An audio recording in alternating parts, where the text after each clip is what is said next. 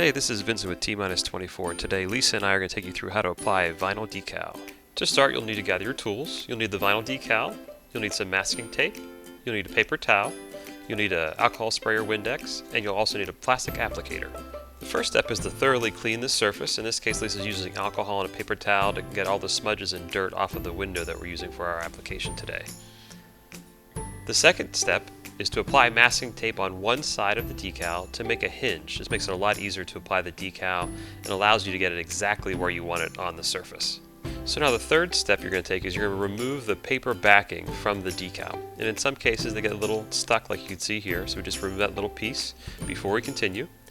And once that paper backing is removed, you're going to press the decal onto the surface with a plastic applicator starting at one end. And you're going to work slowly to make sure you get all the air bubbles out so there's no trapped air between the surface of the glass and the decal itself. Once you have the decal firmly applied, then you're going to rub the surface of the application tape just to make sure it's nice and warm. The warmer the better, so when you take step 6 to remove the application tape, it peels off nice and evenly. If you have anything that sticks as you peel, just make sure you slow down, reapply it, and then continue on. With these 6 steps, you'll be able to enjoy a vinyl decal in your car for many years to come.